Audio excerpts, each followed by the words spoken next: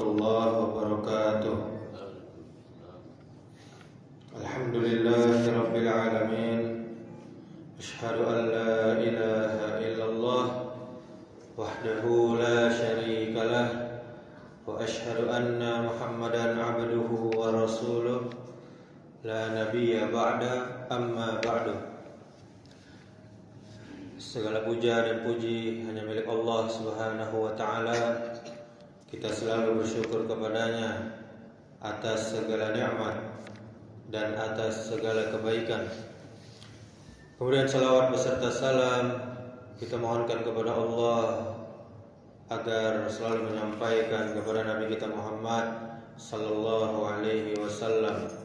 Allahumma salli wa sallim wa barik ala Muhammadin wa ala alihi wa ashabihi ajma'in wa man tabi'ahum bi ihsan ila yaumiddin. Ma'asyiral muslimin wal muslimat, jamaah salat zuhur yang dimuliakan Allah Subhanahu wa taala.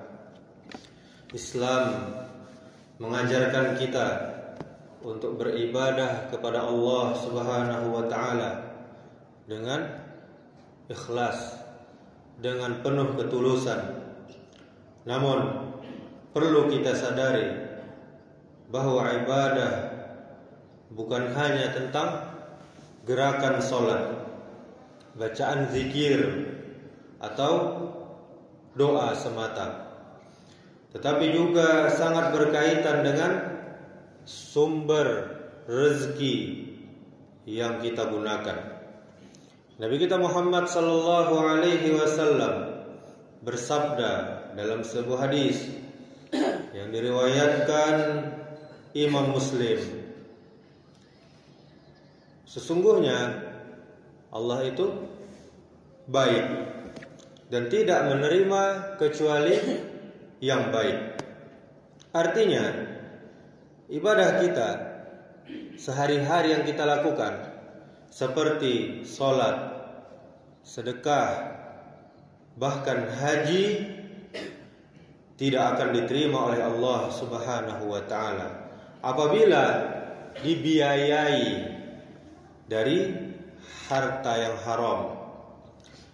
Kaum muslimin, kaum muslimat, jamaah salat zuhur yang dimuliakan oleh Allah Subhanahu wa ta'ala, harta yang haram bisa berasal dari berbagai jalan.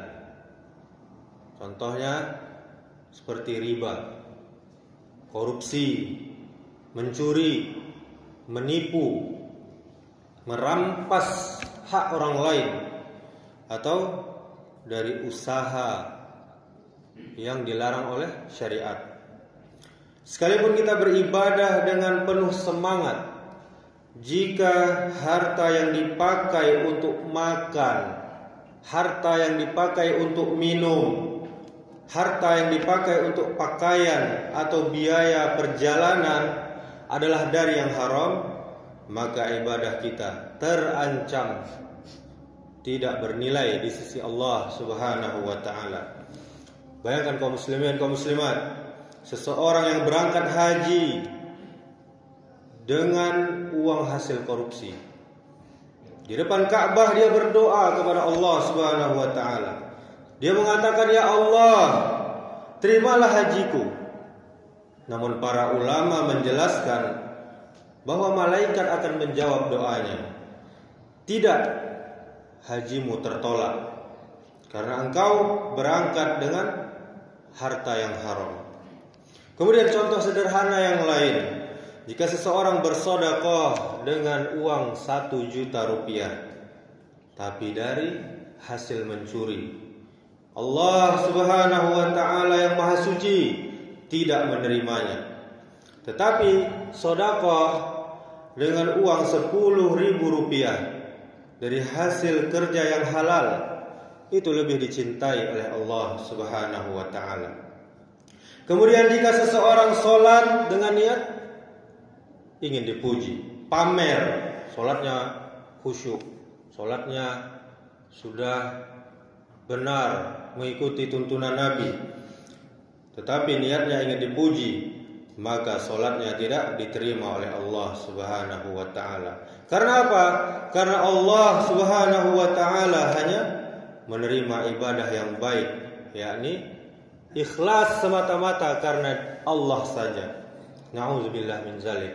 Semoga kita terlindung dari hal yang demikian. Kaum muslimin, kaum muslimat, jamaah salat zuhur yang dimuliakan Allah Subhanahu wa ta'ala. Oleh karena itu, mari kita berhati-hati dalam mencari rezeki. Jangan sampai ibadah kita yang berat, yang penuh dengan pengorbanan, menjadi sia-sia karena tercampur dengan harta yang tidak halal. Lebih baik sedikit tapi halal daripada banyak namun haram. Allah Subhanahu wa ta'ala telah berfirman dalam Quran surah Al-Baqarah ayat 172. Ya ayyuhalladzina amanu kulu min thayyibati ma razaqnakum washkuru lillahi in kuntum iyyahu ta'budun. Wahai orang-orang yang beriman, makanlah di antara rezeki yang baik-baik yang kami berikan kepadamu, dan bersyukurlah kepada Allah jika benar-benar hanya kepadanya kamu beribadah, kamu menyembah. Kaum muslimin, kaum muslimat, perintah makan dari yang halal dan baik Allah yang perintahkan untuk orang-orang yang beriman, agar selalu mengkonsumsi hanya makanan yang halal, tidak haram secara hukum, dan baik, yakni thayyib, bermanfaat, sehat, bersih. Ini menunjukkan Islam memperhatikan bukan hanya aspek halal saja, tetapi juga kualitas dan manfaatnya. Kemudian rezeki yang dikaruniakan oleh Allah Subhanahu wa ta'ala, apapun itu yang kita miliki, baik berupa makanan, minuman, atau harta, semuanya adalah pemberian Allah. Karena itu kita harus memperlakukan rezeki tersebut sesuai dengan Allah perintahkan, sesuai dengan ketentuan dari Allah.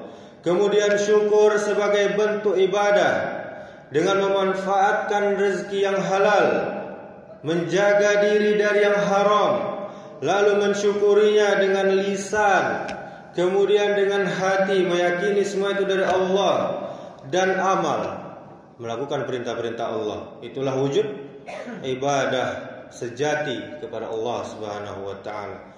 Kemudian kaitannya ayat dengan hadis, Allah itu baik dan tidak menerima kecuali yang baik tadi.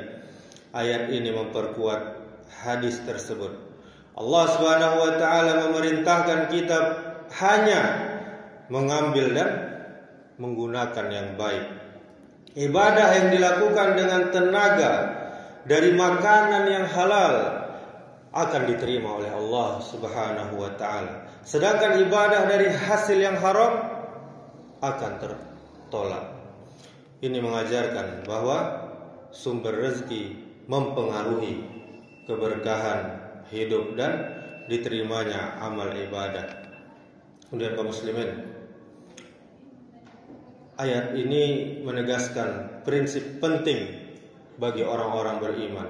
Harus selalu menjaga diri dengan hanya mengambil yang halal, yang baik, dan bersyukur di atas itu semua. Karena itu bagian dari penghambaan kepada Allah Subhanahu wa ta'ala. Demikianlah, semoga yang singkat ini bermanfaat. Semoga menjadi pengingat kepada kita agar kita selalu berhati-hati dengan harta yang halal. Subhanakallahumma bihamdika asyhadu an la ilaha illa anta astaghfiruka wa atubu ilaik. Wassalamualaikum warahmatullahi wabarakatuh.